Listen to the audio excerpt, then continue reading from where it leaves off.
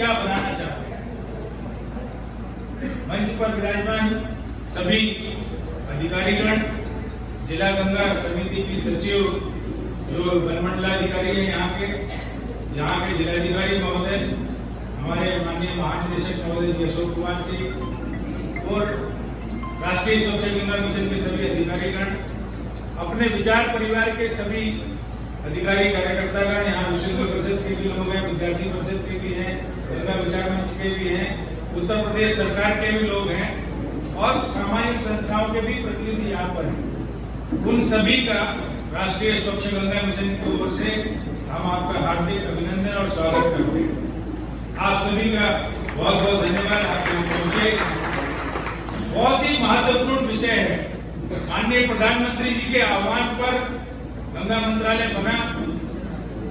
हम प्रतिदिन सुनते हैं और अखबारों में भी देखते हैं और कई बार हमें ये सोशल मीडिया के द्वारा पता चलता है कि गंगा जी स्वच्छ हुई है, 50 से 60% तक स्वच्छता उसमें हो गई है और निर्मलता अविरलता बनाए रखने के लिए जो राष्ट्रीय स्वच्छ गंगा मिशन काम कर रहा है, उसके लिए जानने की आवश्यकता है कि हम जो 5 राज्यों से होकर के गुजर रही है, वहां तो राष्ट्रीय स्वच्छ गंगा मिशन काम कर ही रहा है। उनकी सहायक नदियों पर भी कार्य प्रारंभ हुआ है। आगे सब जानकारी माननीय महानिदेशक महोदय देंगे। 30,000 करोड़ से भी अधिक धनराशि राज्य सरकारों को उपलब्ध कराई गई है इस काम के लिए। राष्ट्रीय स्वच्छ गंगा मिशन सीधे अभी काम नहीं कर रहा है, कुछ पायलट प्रोजेक्ट्स हैं, उन पर काम कर रहे हैं और बाकी राज्य सरकारों के सहयोग से जिला गंगा समिति के माध्यम से काम कर रहे हैं। आप सबको ये एक स्ट्रक्चर, एक संरचना में पता होने की आवश्यकता है। समाज का सहयोग लेकर के हम लोग काम कर रहे हैं। अब गंगा ग्राम की शुरुआत केंद्र में मंत्री थी साध्वी उमा भारती जी, उस समय अपने पास में कूट गांव था, आप सबने सुना होगा, पहला गांव गंगा ग्राम।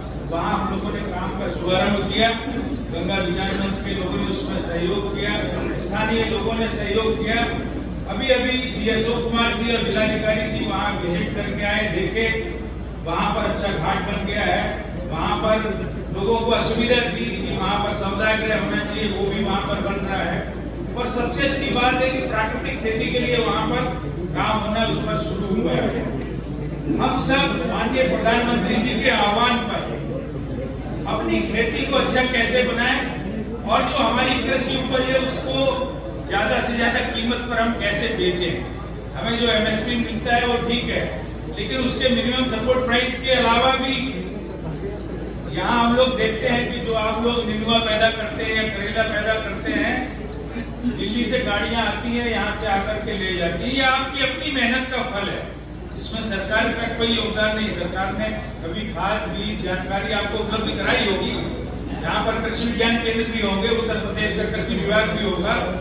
हमें उसका सहयोग, उन सब संस्थाओं का सहयोग लेते हुए सहकार भारती को, जो सहकार ग्राम, गंगा सहकार ग्राम बनाने की बात है, इसका निश्चित रूप से वो एक कोई डेफिनेशन बना रहे होंगे, कोई मेजरमेंट बना रहे होंगे और क्या वो किसानों को देंगे, क्या किसानों तक पहुंचाएंगे। जिनके पास जमीन है उनको क्या प्रशिक्षण देंगे, जिनके पास जमीनें नहीं है उनको क्या प्रशिक्षण देंगे। जो नरेगा में रोजगार गारंटी स्कीम में अभी ये प्रावधान जुड़ गए हैं कि हम जिनके पास जमीनें नहीं है वो जाकर के जिनके पास जमीनें है वहां पर अच्छा काम कर सकते हैं। लेकिन अगर प्रशिक्षित मजदूर हैं और हम अच्छा काम जानते हैं तो हमें अच्छा पैसा उसमें मिलेगा, अच्छा काम हमें मिलेगा। इसीलिए जिनके पास अधिक जमीन है या जो बड़े फार्मर हैं, स्मॉल मार्जिनल फार्मर हैं, जो छोटे किसान हैं, जो मझोले किसान हैं, जो भूमिहीन किसान हैं, उन सबकी चिंता करते हुए सहकार भारती को गंगा सहकार ग्राम में उन सबका प्रावधान करते हुए काम को करेंगे वो, ऐसा हमें लगता है। और जो वहाँ के रूरल यूथ है, जो बेरोजगार युवक युवतियां हैं, उसको आपको जिला गंगा समिति में प्रशिक्षण के लिए जन शिक्षण संस्थानों का सहयोग लेना है और जो स्किल डेवलपमेंट के लिए जिले में संस्था को निर्धारित की गई है उनका सहयोग लेना है।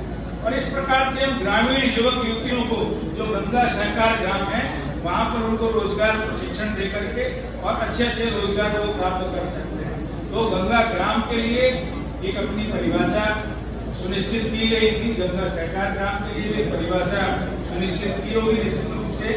गांव में कोई गरीब न रहे, कोई बेकार न रहे, कोई अशिक्षित न रहे, हरा भरा साफ सुथरा गांव हो, प्राकृतिक खेती अधिकांश किसानों के यहाँ हो, और जो वो खेती करें, जो भी उपज हो उससे उसको उनको अच्छा आमदनी हो। जैसे कहा जाता है और माननीय प्रधानमंत्री जी कह रहे हैं, आपके माननीय मुख्यमंत्री महोदय योगी आदित्यनाथ जी भी कह रहे हैं कि हम किसान की आय को दुगना करेंगे। तो वो जो आय दुगनी होगी वो इसी आधार पर होगी जब हम प्राकृतिक खेती करेंगे।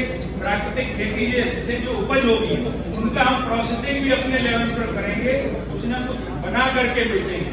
हम सीधे गेहूं न बेच के आटा बेचेंगे, दाल बेचेंगे, चावल बेचेंगे, कुछ मसाले बेचेंगे, अचार बना करके बेचेंगे। कुछ ना कुछ जो हमारा एग्रीकल्चर प्रोड्यूस है उसमें वैल्यू एडिशन करके और बाजार में लाएंगे, बेचेंगे।